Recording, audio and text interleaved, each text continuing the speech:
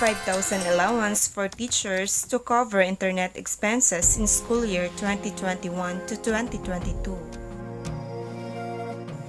An official of the Department of Education or DepEd on Friday, February 26 confirmed that there will be a 5,000 cash allowance for teachers with teaching load for school year 2021 to 2022. DepEd Undersecretary for Finance Annalyn Sevilla said that as approved in the General Appropriations Act 2021, there is a cash allowance of 5,000 per school year for teachers with teaching load next school year, amounting to 4.37 billion pesos. The DepEd said this after Senator Sherwin Gatchalian said the budgetary support for teachers may be insufficient to sustain the implementation of distance learning nationwide. In an interview over ABS-CBN News channel on Thursday, Feb 25, Gatchalian said that the financial support is not enough, noting that there are 900,000 teachers and not all of them can afford to pay for internet connection. Gatchalian, who also chairs the Senate Basic Education Committee, said that while some funds are allocated in the Bayanihan 2 as well as in the 2021 budget, it is not enough to sustain it.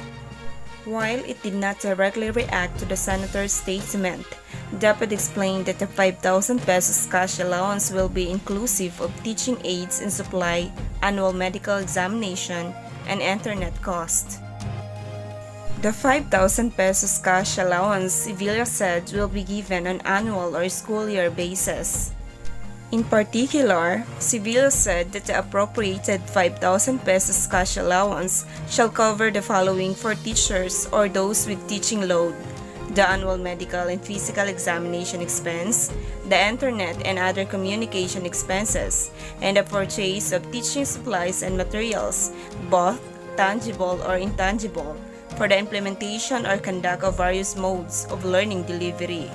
The 5,000 pesos cash allowance, Sevilla explained, will be directly given to teachers. Aside from this, Sevilla said that there is additional World Teachers' Day incentive of 1,000 pesos per teacher given not earlier than October 5 of every year.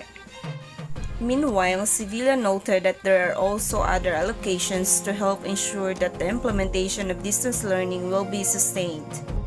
As a response to the challenges brought about the coronavirus disease or the COVID-19 situation in the country, DepEd developed and is currently implementing the Basic Education Learning Continuity Plan or the BLCP. Sevilla said that there are also allocations are intended for operation of BLCP such as school maintenance and other operating expenses or the MOE provided to cover provision for minimum health standards such as purchase of face masks, face shields, alcohol, disinfectant, and other for fiscal year 2021.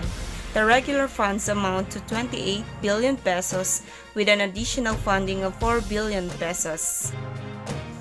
A total of 16.6 billion pesos was also allocated for the provision for self-learning modules or the SLMs and a 5.98 billion pesos for the DepEd computerization program. Sevilla said there was also an added item for the training with an allocation of 1.8 billion pesos for the human resource development.